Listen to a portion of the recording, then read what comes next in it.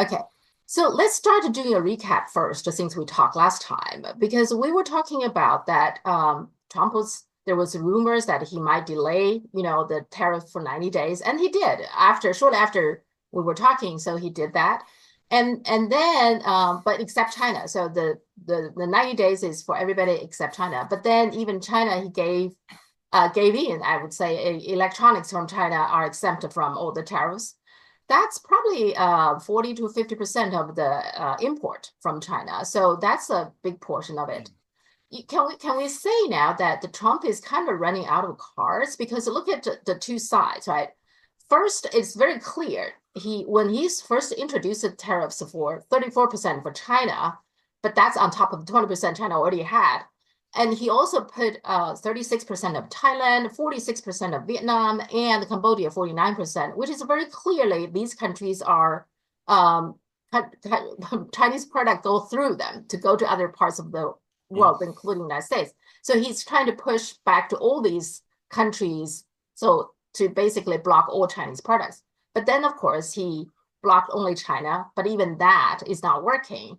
In the meantime, China is stop buying soybeans from the United States, and stop buying crude oil from the United States, and beef, and all these things change to a different country.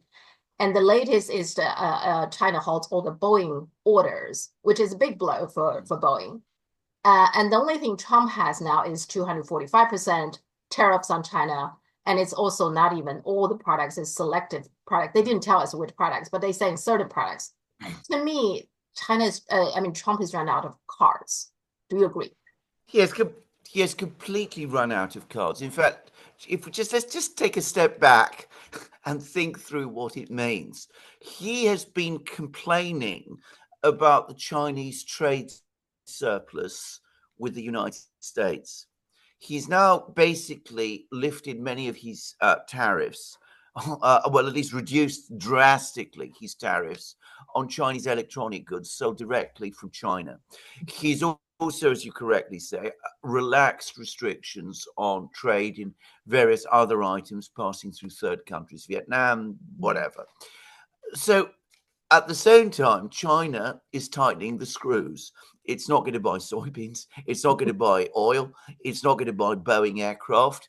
It's not going to buy jet engines. That is really important, by the way, because jet engines is perhaps the key civil aviation technology where the United States historically has had a world lead going all the way back to the 60s. That lead is about to evaporate, by the way.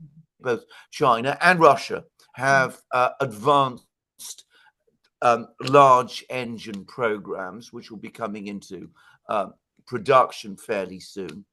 And this is probably going to deal a catastrophic blow to the American aircraft industry. But put all that aside, what happens is the United States cannot export to China. China can still export to the United States. So the trade deficit is going to widen. It's going to get bigger. It's obviously it'll be at a lower level, but we now have a situation where China can export to the US because these are goods that the US needs, and the US can't export to China. Now, I'm going to say something else about this.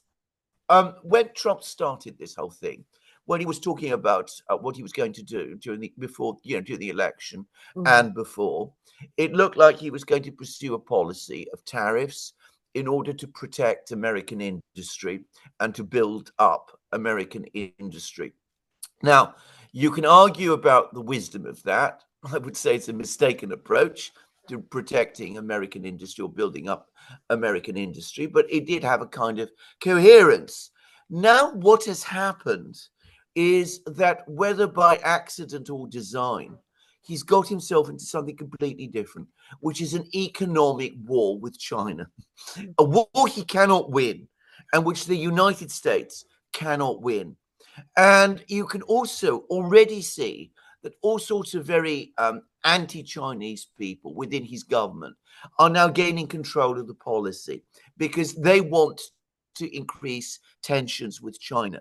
So this is looking less and less like an economic policy however misguided, it is looking more and more like a geopolitical policy, an attack on China, in effect sanctions against China. You don't call them sanctions because China hasn't done anything that would merit sanctions. So you call them tariffs instead, but you're singling out China, and apparently they're now going out to various countries in Asia and elsewhere and say, look, we will relax tariffs on you. We won't reinstate the reciprocal tariffs we had on you previously, provided you agree to cut off your links with China. Now, if that is not straightforward geopolitics and economic war, sanctions, and if you like, secondary sanctions or the threat of secondary sanctions against other countries, then I just don't know what is. Now, this isn't going to help American industry. It's going to put American industry in a worse position because it is pitching the United States into a geopolitical, economic struggle with China, in which China has all the strong cards. And, the last point isn't one that, you and I are making. If you go through the media in the West on this issue, they agree with us. They're saying the same thing. China's a much stronger position to come through this than the United States is. China is the manufacturing colossus. The United States is not. China's technology is developing. I can show you article after article across the British media, which is also very Chinese, which says that all this is going to do is spur Chinese technological innovation. China is also the creditor. The United States is the debtor.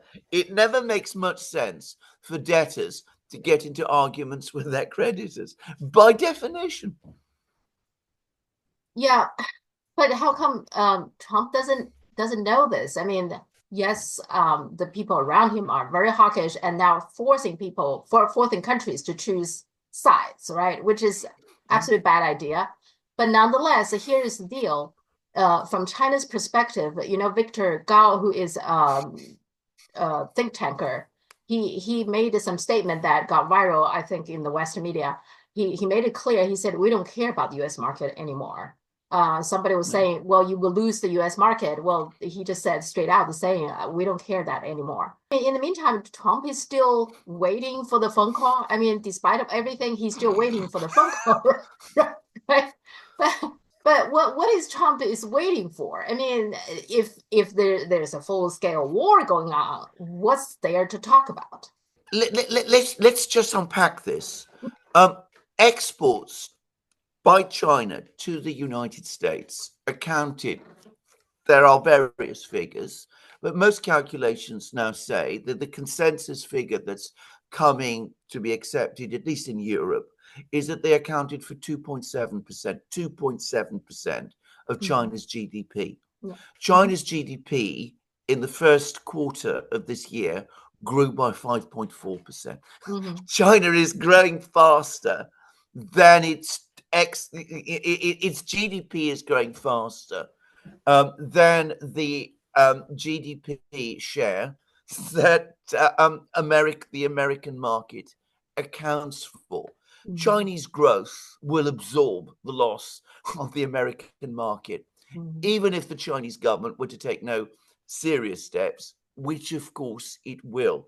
China is not dependent on the United States for high technology or science or manufacturing or any of those things. There's been a very interesting series of comments by Tim Cook, the CEO of Apple. He says it's a misconception that China is just dealing with the lower end production. This belief that people have in the United States that China is still this, well, I'm going to use the expression, third world country. The countries across the world loathe that, by the way, that expression. But in the West, it's still used. The third world, backward, primitive country. What was it J.D. Vance said? The peasants. Why anybody should sneer at peasants. I have no idea, but Yeah, put all that aside. yeah. I put all that aside. But I mean, that kind of attitude, that kind of arrogant attitude. So of course China can absorb it, and Mr. What was his name, Mr. Guang, Gao, this Mr. Gao, Chinese, Victor Gao, yeah, uh-huh. yeah, he's absolutely right. Mm-hmm. Um, in addition, it's important to remember, and this is perhaps an even more important statistic, that the United States today accounts for, well, the most optimistic figure is 13% of global demand. Mm-hmm. 13%. Mm-hmm. Now, probably, I am going to make a guess. I think that overstates American demand, Yeah. pitches it much too high. Mm-hmm. I think it's below 10%, Mm-hmm. significantly Mm-hmm. below 10%. I have been told informally by some people that they think it's more likely around 6 to 7% of GDP. Mm-hmm. So, of course, the American market is not as important to China as people in the United States themselves believe. Now, I think this is the trouble. They still live. Mm-hmm. Trump, his team, far too many people in the United States still live in the world of 30 years ago. Yeah. They imagine that the United States accounts for 20 to 30% of global demand. They imagine that the United States is still the leader in advanced technologies. They imagine that the United States, in other words, is far stronger relative to China than it really is. And I read a post on X. Unfortunately I've mislaid it. I can't find it now, but by somebody who knew the current U.S. Treasury Secretary, Mr. Scott Bessent, Mm-hmm. back in 2011, and he said that at that time he gave Scott Bessent, this is 30, 14 years Mm-hmm. ago, he gave Scott Bessent a long report. Bessent was working for a think tank, an important think tank at that time. He gave Scott Bessent a report about China, Chinese economy of that time. This is 2011, yeah, 13 years ago, 14 years ago. The report said this is a country that is advancing rapidly. It is becoming industrially advanced. It is becoming technologically advanced. And Besant rejected the report. He didn't even read it. He said, I refuse to accept that a communist country can rival the United States in that kind of way. So that's the arrogance that you're up against. Well, I think one more aspect of that is that I don't think Trump or the people around him understand, and even the Western media don't quite understand this phone call thing, right? Because the Trump constantly saying we're going to get it, we're going to have a deal, we're going to have a deal. In the meantime, Xi Jinping simply hasn't called him, and he's not going to. The thing they don't understand is that I think China really want to change the rule this time because in the past, every time when the US wants to talk to China, instead of saying, okay, let's talk about trade imbalance, let's talk about can you buy some more treasury bonds, the US doesn't do that. They would make up stories about Xinjiang, about human rights, about this and that. They make stories and then they will sanction China. And of course, they use tariffs. They find all kinds of things to humiliate China. And they use that as their bargaining chips. Instead of coming to China directly to talk about issues, they would make up a lot of stories and so this time I think China made it very clear we're not playing this game Yeah. anymore just because you set up a whole bunch of tariffs and using that as bargaining chips and so forcing us to come begging you, we're not doing it anymore. I don't think Yeah. Trump or people around him understand that. No, they don't. They cannot. They cannot conceive that. They cannot imagine a world in which another country dictates terms to the United States. It is beyond the conception of Trump, other US officials, or dare I say it, the entire American political class. I Mm-hmm. mean, this has never happened to the United States at any point in its history, ever since its creation in the late 18th century.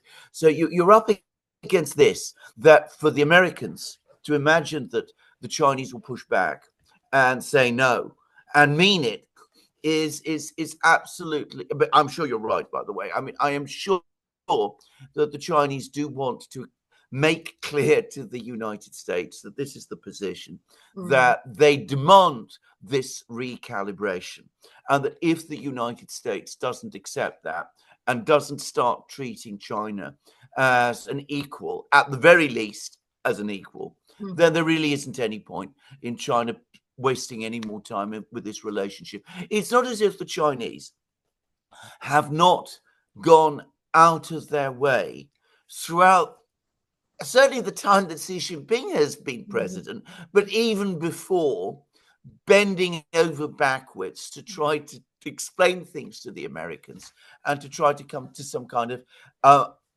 long-term understanding with them. You go to the foreign ministry, you read all the readouts of what the Chinese officials have been saying to the American officials that they meet. You see this time after time. This is an important relationship. It's important for us, for China and the United States. It's important for global stability. We can have every opportunity to move forward towards win-win cooperation. But in order for that to happen, there has to be mutual respect, mutual understanding, an acceptance of equality between our countries, a desire to avoid conflict and to work for constructive solutions when there are disputes. And the Chinese have been trying to explain this for decades, and the Americans simply won't get it. I mean, we had that with Tony Blinken and Jake Sullivan. They'd come along and they'd still bring up Xinjiang, as you rightly said, or whatever it was. People bring it up with me. I mean, they come back and say, well, what about all those slave workers in Xinjiang region? Whenever this topic gets brought up, I mean, it's exhausting. Yeah. And I think, as I said, the Chinese have had enough. Bear in mind, just to repeat again, something I have been saying for over 10 years, which is that the first law of war is don't march on Moscow. That was not, by the way, first articulated by me. It was articulated by a British general. But the next part of it is first articulated by me. Don't bluff Beijing. The first law of diplomacy, don't bluff Beijing, because your bluff will always be called.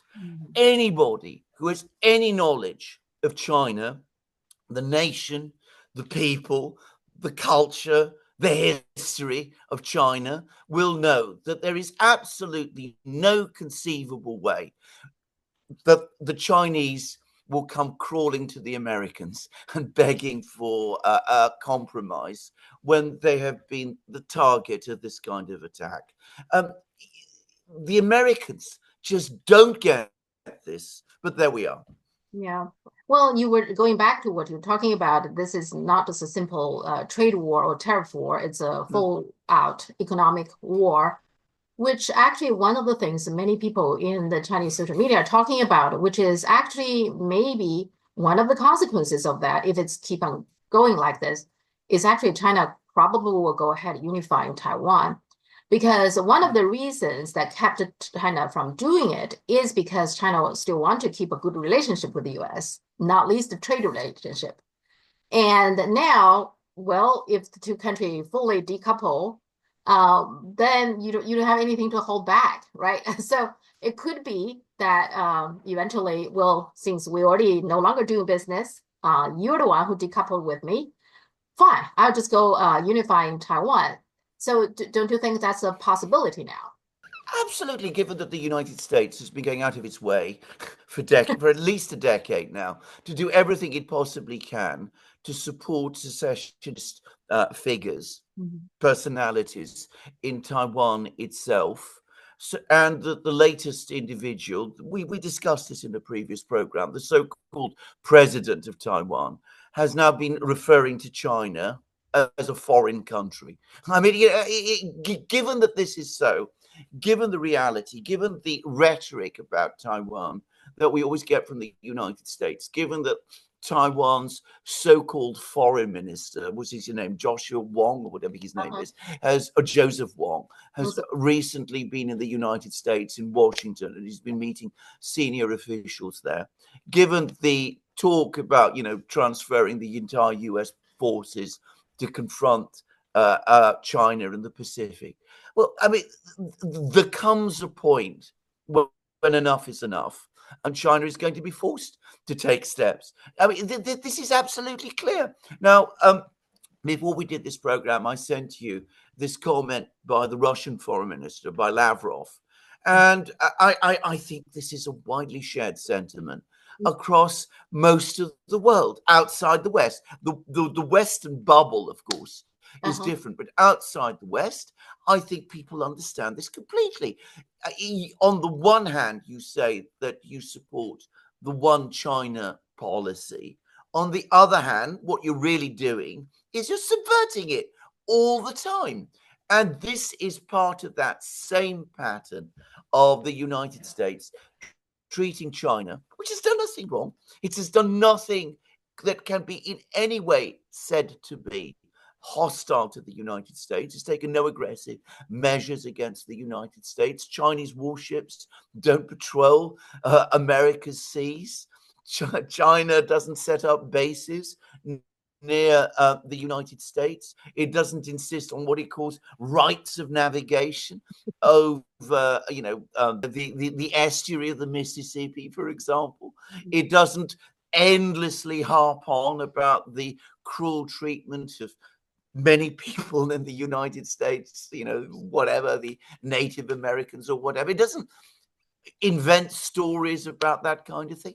Now, if you treat China as an enemy, sooner or later it will become one. Now, why you would want to do that, I, for the life of me, cannot understand. But that is what the United States has done. And what is so sad about this, what is so tragic about this, is that if you go back in time, say to a century ago, to the 1920s, you will find that at that time, perceptions of the United States and China amongst the Chinese people were actually very positive. And was it Sun Yat-sen? I know I'm not pronouncing his name correctly, but Sun Yat-sen had very, very positive views of the United States at that time, for example. And he wasn't the only one. China and the United States are natural friends. Well, thank you for share with me Lavrov's comments about this whole situation in Taiwan, how the West have been treated Taiwan. And he's totally correct that on the one hand, they all claim that the adherence to the one China policy, but at the same time, they treated Taiwan as a separate entity, selling weapons and signing different economic deals and stuff like that. He's totally correct about that. But also without consulting Beijing. Yeah. I mean, notice that he says that. I mean, you accept that Taiwan is part of China, but you won't discuss any of the things you're doing. The fact that you're arming this province of China, which you accept is a province of China. You won't discuss this with the actual government of China, the government you recognize as the government of China. He's absolutely right. Carry on. Not to mention that Reagan signed the deal, the three communique, the last one he signed and promised they're going to gradually reduce the arms sales. So that's a promise made by U.S. president. Of course, nobody mentioned that. You never hear any official in the U.S. government that talk about the three communique. But it's not uniquely towards China. I find that this is the U.S. always do that, right? They always claim, oh, Ukraine is a sovereign country. They're making their own decisions. In the meantime, they're selling weapons. They give all kinds of support and wanted this war. I mean, until the Trump administration, they wanted the war to continue. And of course, the rest of Europe are doing that too. And also, I think during the Arab Springs and the color revolutions, that they're always giving people the impression that those things are organic and spontaneous actions by their own citizens.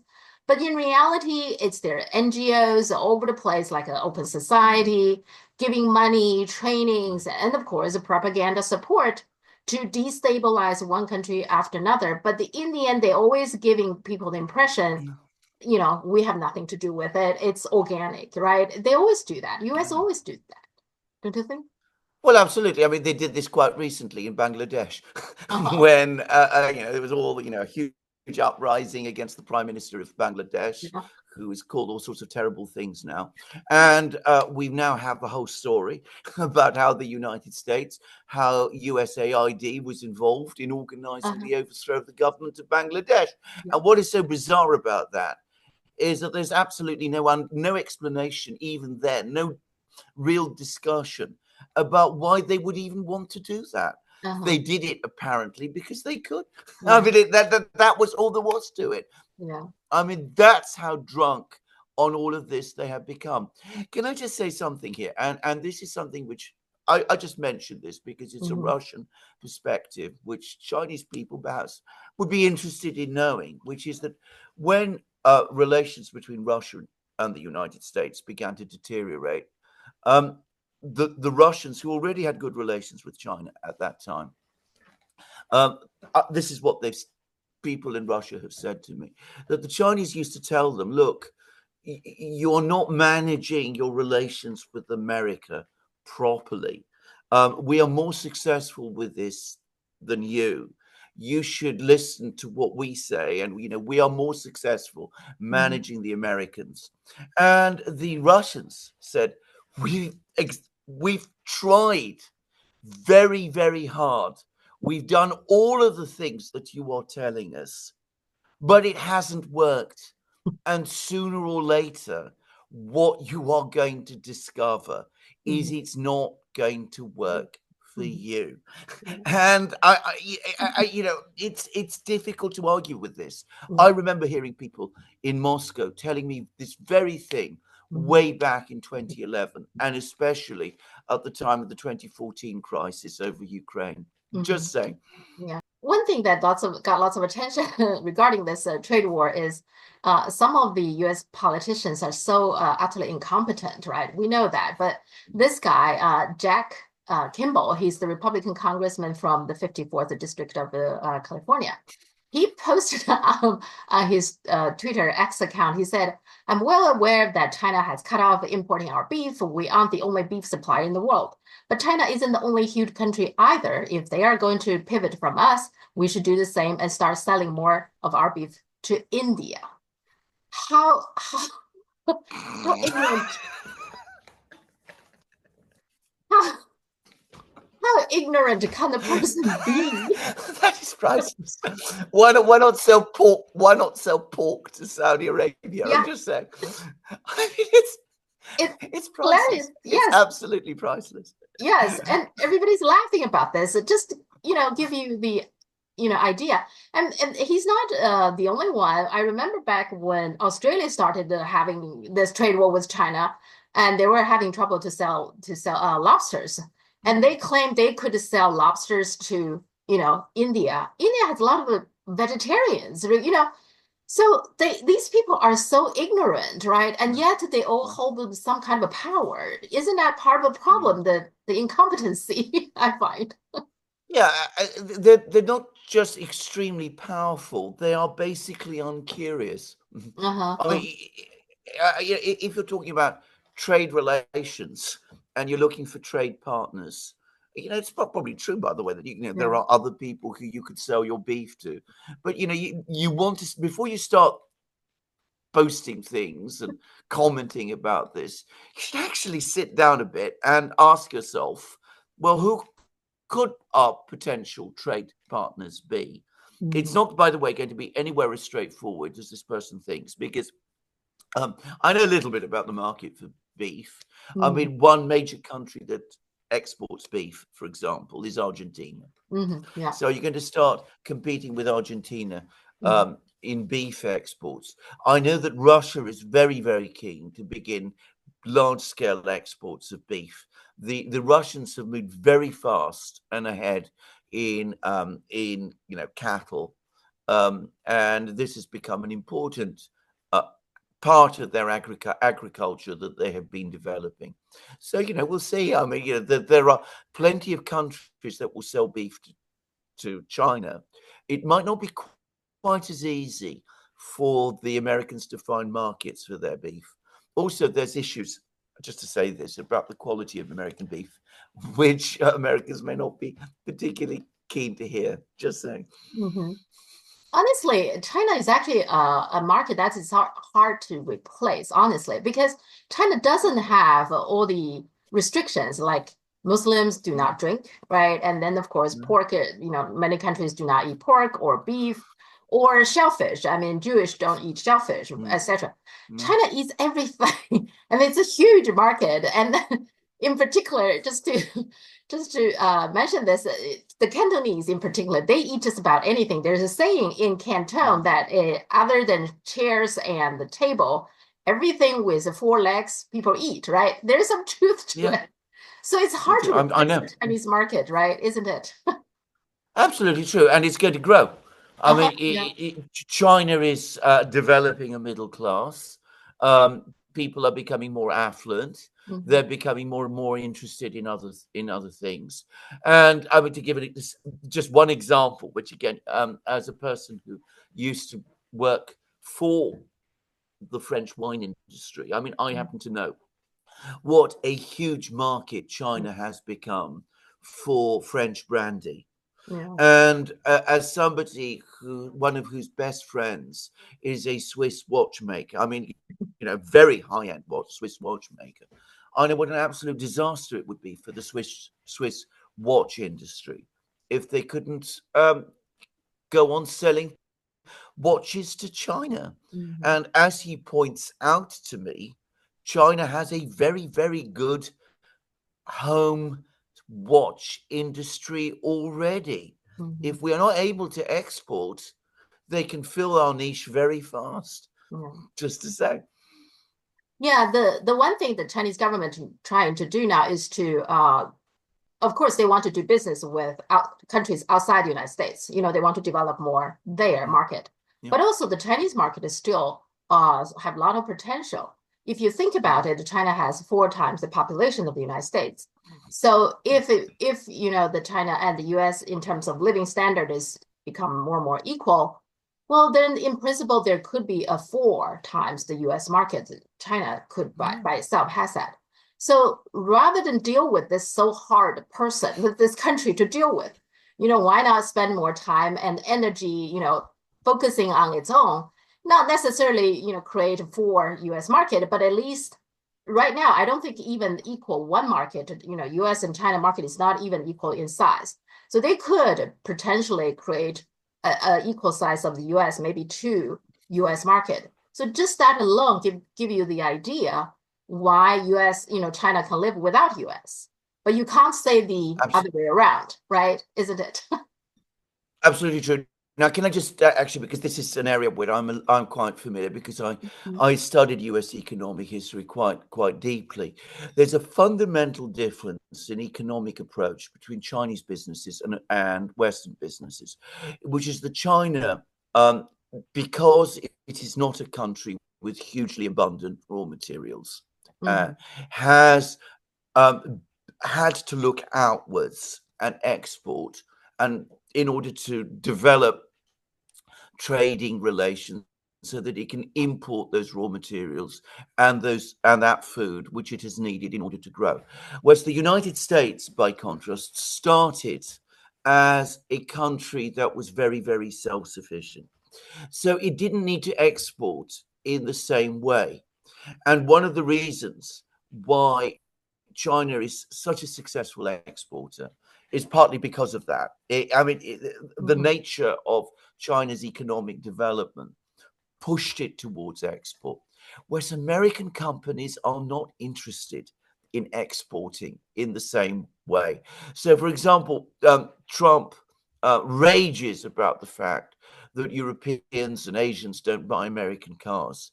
They don't buy American cars because American car companies never think of export markets. They are entirely oriented towards the domestic American market, which they only partially understand anyway. And that is, there is that psychological barrier that is one that the United States needs to break through if it is going to become a successful exporter. Now, if I may just say, of course, this is changing.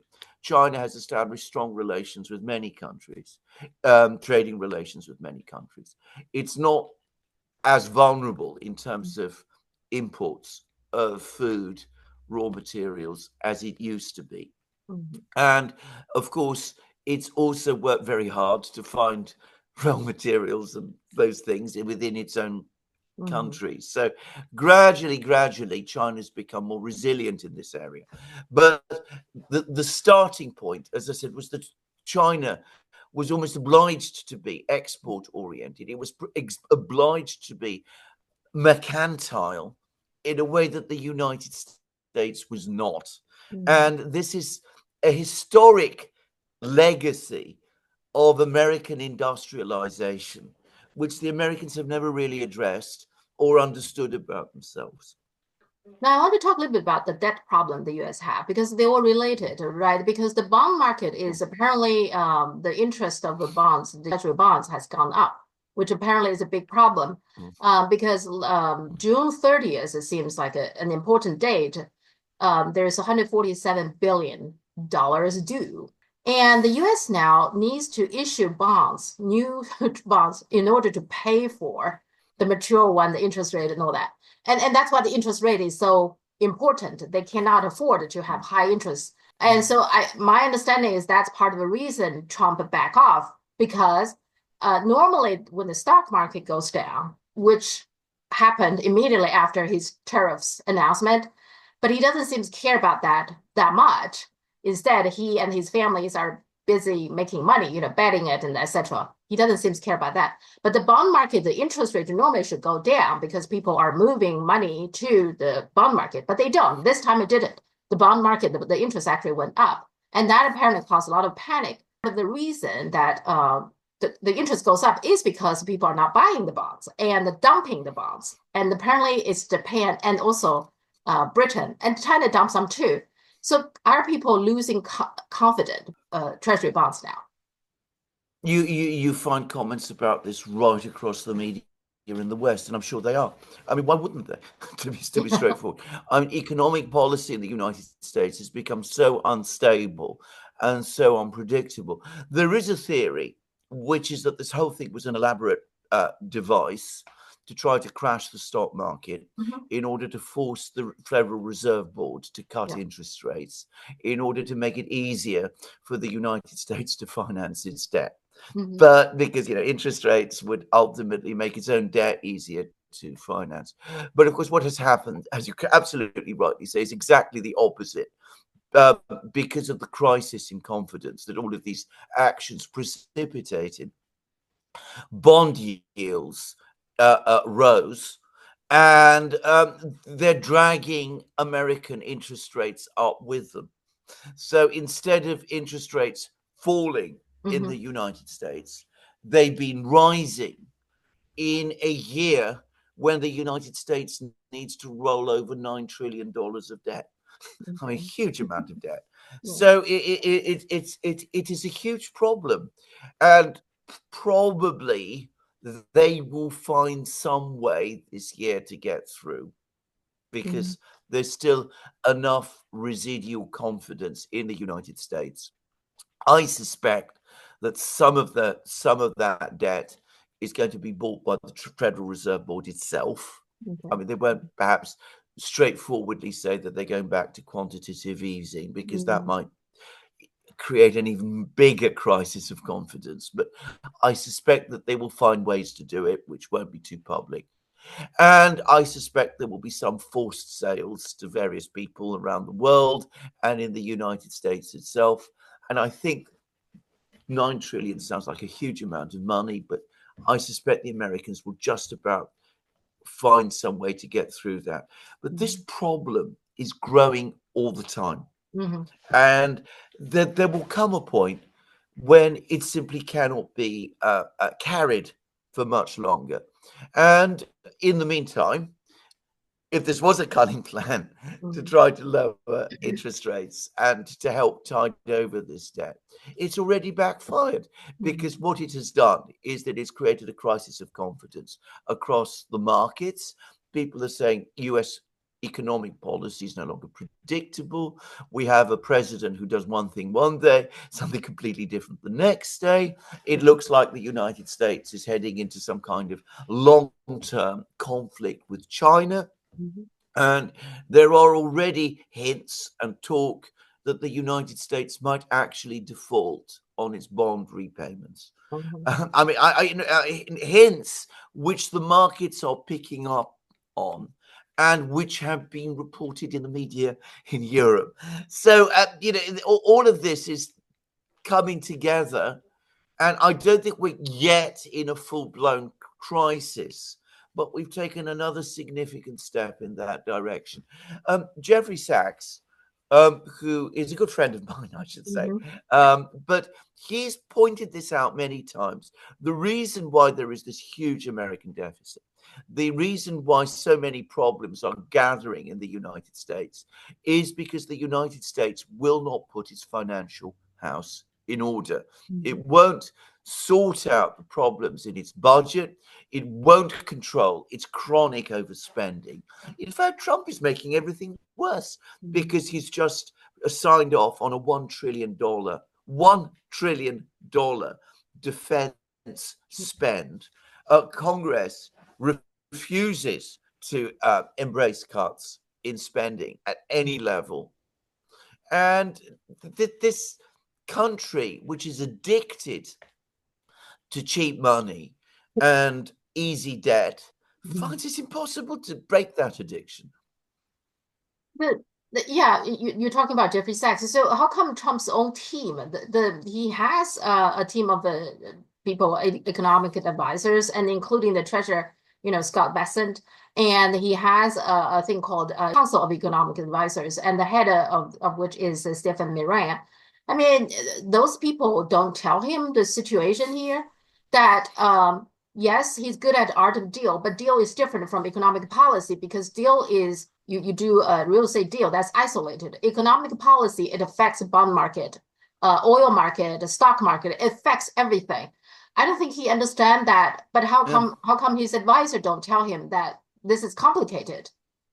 Well, I'm glad you mentioned Stefan Moran.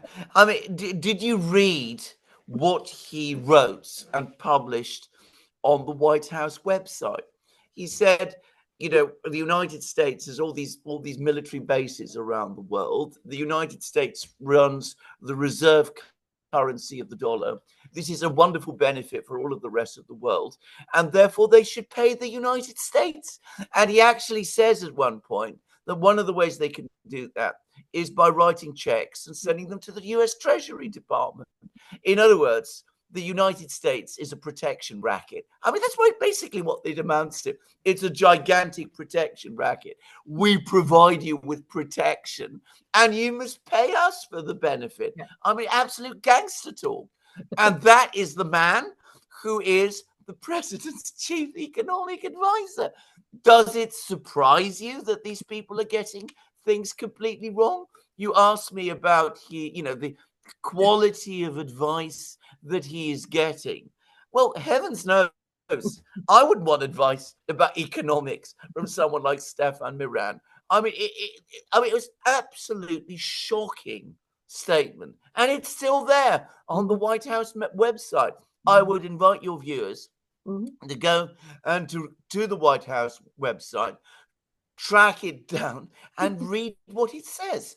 I Mhm. mean, the part about actually transferring, writing checks, transferring Mhm. funds to US Treasury, just straight transfers of money is there.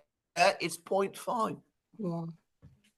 Yeah. Yeah, I talked about this with my viewers. Yeah, I mean, now I think people stopped being shocked because there's so many things that, shocking to everybody.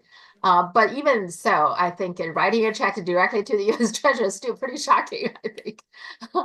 Uh, do you think the the U.S. presidents, it's not just Trump. In general, they trust too much Wall Street. They're always using somebody from Wall Street as their treasurer and getting Yeah. economic advisors. Do you think they trust too much Wall Street? They don't use a real economist. They don't use real economists, and they don't use real people from within the American business and industrial sector. The only industrialist who has any connection with the Trump administration is Elon Musk. And Mhm. notice that he is a critic of the policy. He disagrees with it. Yeah. So they don't listen to him. They listen to all of these people. You listen to Stefan Miran and Mhm. people like that. You don't pay any attention at all to somebody who actually makes things, who is Elon Musk. And they don't talk to Tim Cook. They don't talk to the real representatives of American industry who will Mhm. explain to them, look, we can't afford a complete economic breakdown, a trade breakdown with China. We import so much from China, which goes into our own products. Apparently, even the F-35 jets depend on technology and materials imported from China. But you don't talk to people before who think about these things or know about these things. You just go ahead and do them. By the way, it reminds me so much of what happened in February 2022 when the United States, the Biden administration, rolled out its massive sanctions against Russia.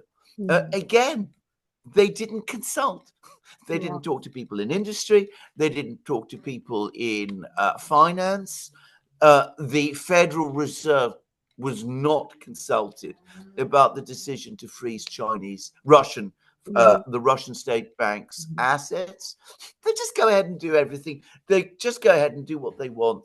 They believe that they have absolute power and that the whole world will bend its knee to what they want. I mean, this is the arrogance of power, which has now evolved into absolute intoxication. So these are his foreign policies and trade policies. Domestically, Trump also had some challenge, I would say at least. So one thing interesting to me, I mean, you're a lawyer, so I want to ask you is about there's a U.S. Federal judge, James Bosberger. He has been given Trump officials a 1 week deadline to comply with his court Mm, order, or risk being fined yeah. contempt of court. I find that's interesting because that would be unprecedented that the court find the president to be in contempt of the court. Now, this is regarding deportation of 200 people to El Salvador. The court said no, you cannot do that, but they still did it. So, what's your view on that? What's going to happen? Because we're into uncharted territory now, isn't it? We are in completely uncharted territory. And here I'm going to say this. I mean, I've been very critical of the Trump administration up to this point. I have to say, I'm also critical here Mhm. of some of the things some of the judges have been doing, Mhm. which it seems to me, I mean, that they are now going well beyond usual practice. Um, Perhaps this is because of my own background in English judicial review, Mhm. which is perhaps different from that of the United States. But in England, when the courts look at judicial review, they don't actually say, look, we're going to take the place of the government and decide what the government should or should not be doing. We are basically only looking at the procedures whereby these decisions are made. And it's very limited and very, very restricted. This very expansive approach that some American judges are taking does seem to me to be extraordinary Mhm. and pushing the envelope in very dangerous ways. You may agree with this decision to Mhm. deport these people to El Salvador, or you may disagree with it strongly. But I don't think it's something that judges should be involved in this intimate way that they are. Yeah. Just to say. Yeah. Anyway, put that aside. We are shaping up for a massive conflict between the president and the courts. There's no doubt about this. Um, at some point, this will have to. I myself believe that Trump and the administration are going to defy this judge. Mhm. They will refuse to pay this Mhm. fine. It's very difficult to see what he can do to Mhm. enforce his order. Just saying. Mhm. Um, Um, Ultimately, this will have to go to the Supreme Court of the United States, and that is where the big decision will come. Because if the Supreme Court sides with the judges against the president, will the president defy a judgment of the Supreme Court of the United States? That, in my opinion, is when we would really be in uncharted territory. Just Mm-hmm. saying, we're not quite there yet. Mm-hmm. There's a battle between the courts Yeah. and the administration, and I think they can defy an order like this and take it further up to appeal, and we'll see what happens. But if they win the appeal, the ultimate case in the Supreme Court, they'll have won their point. If they lose, well, heavens knows, all hell will break loose. That's what I'm guessing. Okay. Now, there hasn't been a lot of reporting about what's going on in Ukraine, but the latest one I saw was that Trump says Ukraine talks may be going okay, but there is a time to put up or shut up. Is he losing patience? Yes, he is losing patience because he came in thinking that this was going to be an easy thing to solve, and of course, it's turned out that it's not. No. He expected everybody to bend their knee to him, just as he expected China to come crawling and asking for tariff relief. By the way, I had a discussion about this. You'd be surprised to hear. I had actually a public discussion, a debate about this about 2 years ago with Elon Musk and Vivek Ramaswamy. And they were all saying, we'll get the Russians to agree to a ceasefire. And in return for that, we'll offer to lift some sanctions.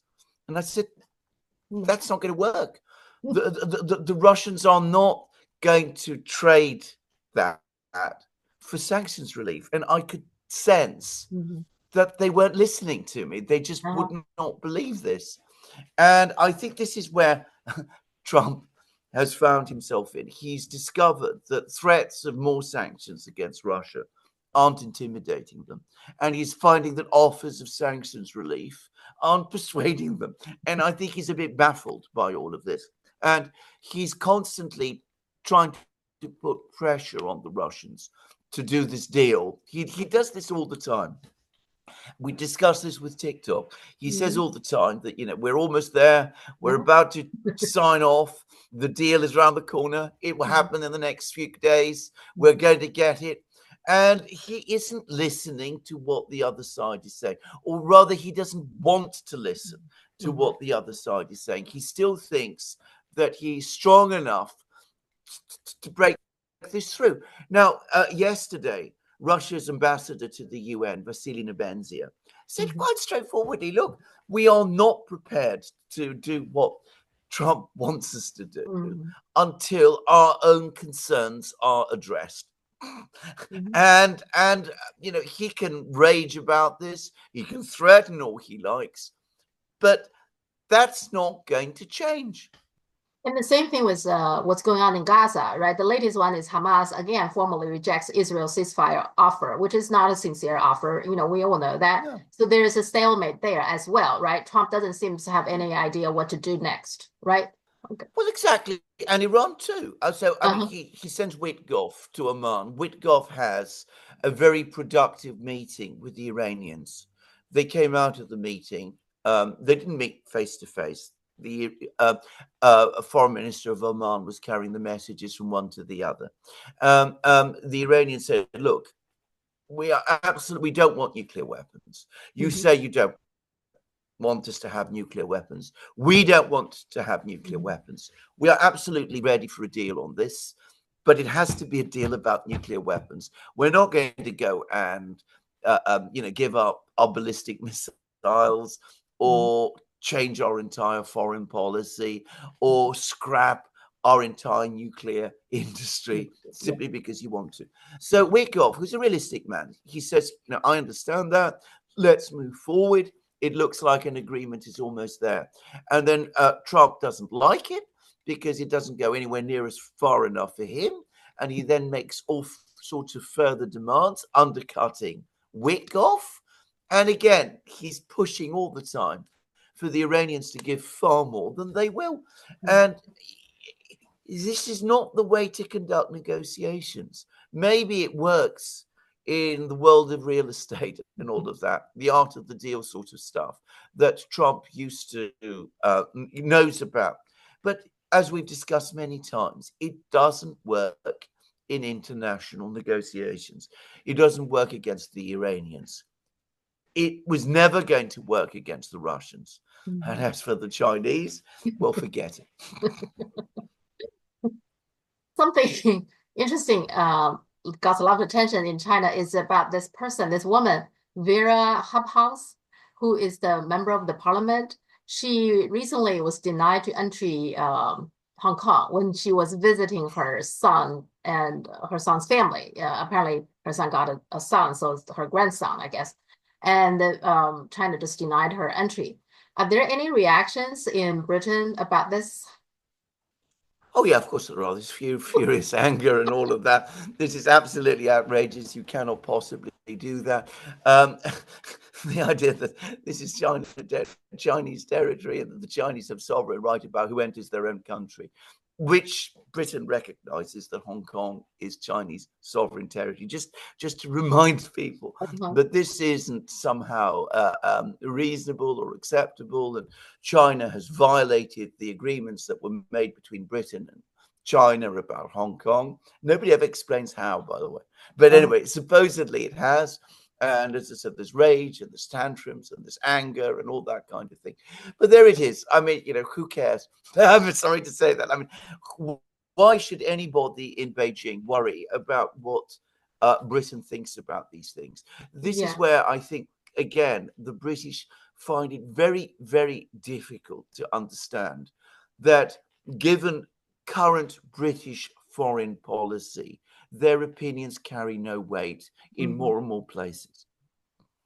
Actually, I think lots of people, netizens, and me included, are thinking the Chinese government is too nice to her. You see, the reason they deny her entry is because she's part of this IPAC Inter-Parliamentary Alliance on China, which is they do nothing but to smear China, lie about China. The two funders are two Australian that got sanctioned by China. So I guess they got angry. So they started building something like that. And why would this woman, Wera Hobhouse, join that? I don't know. But China sanctioned IPAC, but they haven't sanctioned her. If they sanctioned her, her son wouldn't be able to work in China. And so this time they just denied her entry, but her son obviously is working in Hong Kong. So lots of netizens are saying, well, they shouldn't allow any of her families to work to make money in China. That's actually the sentiment in the Chinese media. I'm not surprised. I'm absolutely not surprised. I mean, by the way, I mean, if we what we have an expression in Britain, what's sauce for the goose is sauce for the gander. In other words, I mean, if you behave in a certain way, then don't be surprised if others behave in the same way to you. In the media here in Britain, you constantly find people hunting around to find Russians who work here and who are, the third cousin 5 times removed to some official in the Russian government. And isn't this outrageous? And let's throw this person out. So, I'm not surprised that people in China feel this way.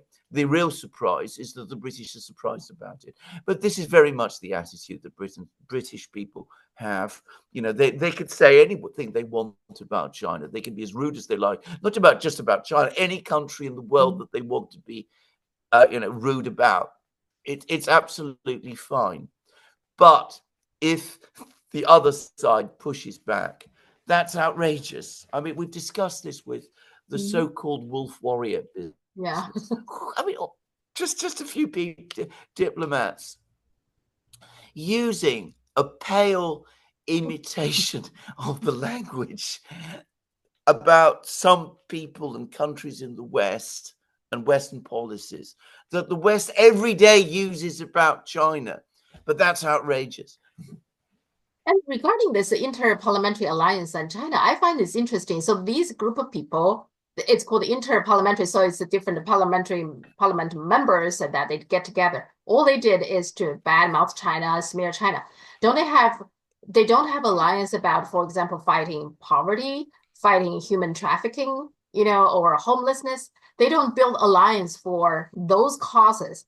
The only thing they could think of to get together is to get together like badmouth smear China. Isn't that ridiculous? Well, it tells you what the real agenda of these organizations actually is.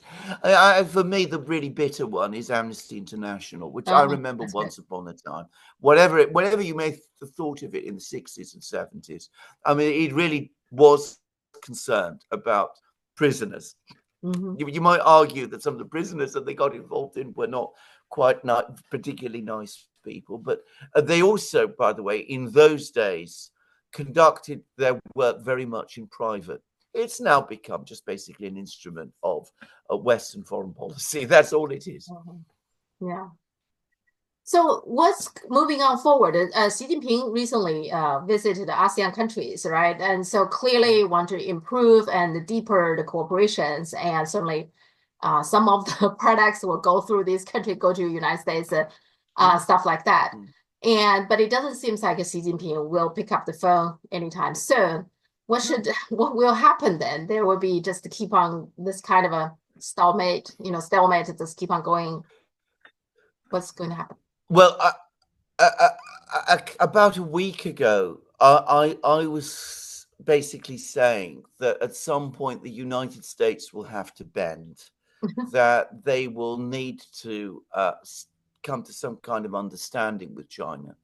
I was saying that if Trump wants to pursue his protectionist economic policy, then what he should do is he should bring down tariffs to 10% on every country, maybe have higher tariffs to protect individual industries. Forget all about this absurd reciprocal tariff idea, which, by the way, was considered absolute heresy by the protectionists of the United States in the 19th century. They were deeply opposed to reciprocal tariffs, and I can find you huge numbers of extracts and articles and speeches from that time in which they said reciprocal tariffs are a terrible idea and they will involve you in political conflicts when your objective is to protect American industry.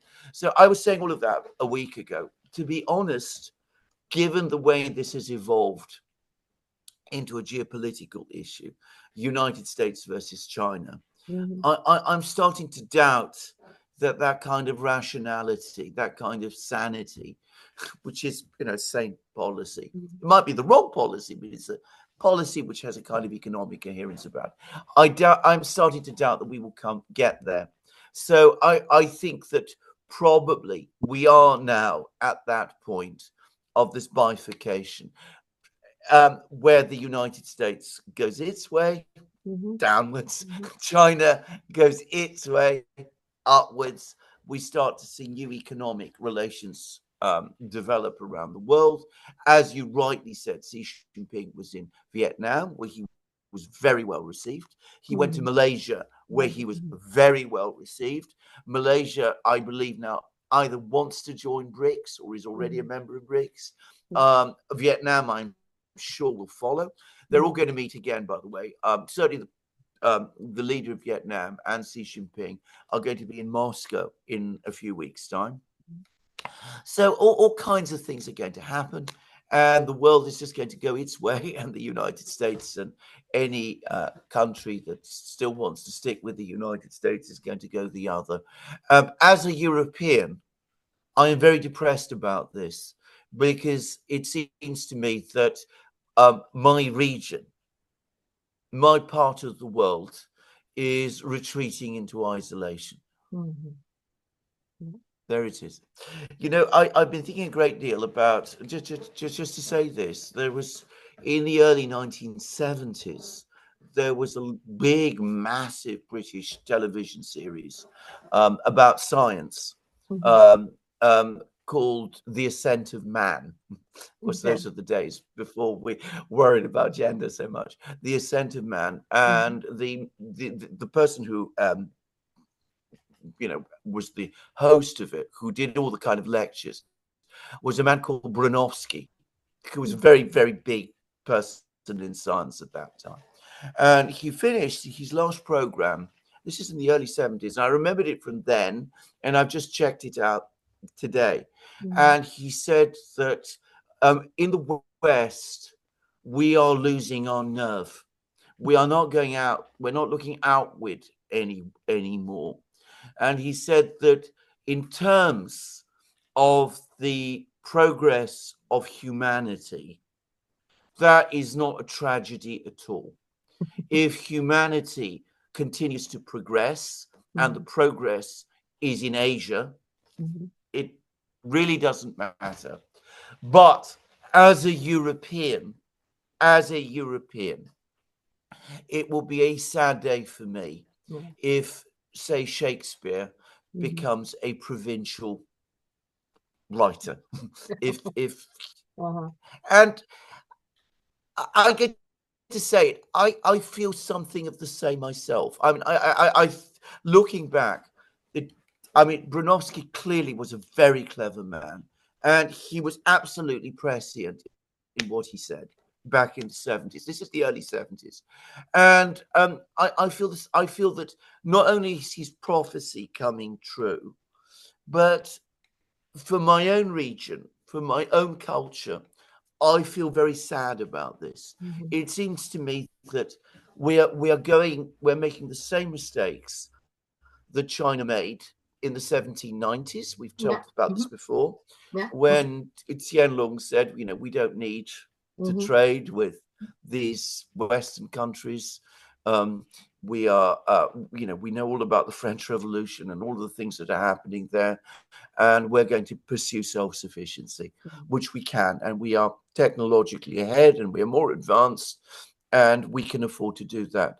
And we know where that led. And it seems to me that we are doing exactly the same to ourselves. And I'm very depressed about it. I mean, I feel that we don't understand what we are doing to ourselves, and we are closing our mind. You can see that every day in the West, in Europe. We have hysteria about Russia. We have hysteria about China. We are retreating into ourselves, and our culture, which is already in crisis, is going to stagnate, and our scientific and technological lead, which we once had, which is already gone, we're going to start to fall behind, and the future of humanity will be led in other places. That's what I feel. Yeah. Well, we will see. I mean, it doesn't have to go that way. Right. But yes, I see, all the signs. No. Yeah. No. But yeah. Okay. Let's talk I next can see week. it. Donald Trump as Qianlong. Just what a thought. I mean, Qianlong, it must be said, was a rather more cultured man than Donald Trump is.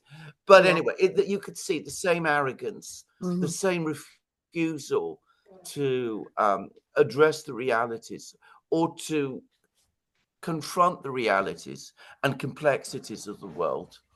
And as I said, we're heading in exactly the same direction. With less excuse, by the way, because certainly the McCartney mission behaved with extraordinary bullishness when it was in China. It must be said too. But anyway, there it is. Yeah. Okay, let's talk next week. And it seems like last week to today, Trump changing his mind every day. So we will see if he's going to change his mind every day. I know. But if he retreats from this, given the rhetoric and the hysteria, and it's not just hysteria. I mean, there are people who really believe all of this. Yeah. I can't help but feel that this is a sign of things to come. Anyway, there it is. I mean, I hope I'm wrong. Yeah. Okay. I'm hoping you're wrong too. Okay. All right. On this one. Okay. And we'll catch up next week. Yeah. Yes. Let's talk. We'll catch up next week. Have a great week. Yeah. Bye. Thank you so much. Bye.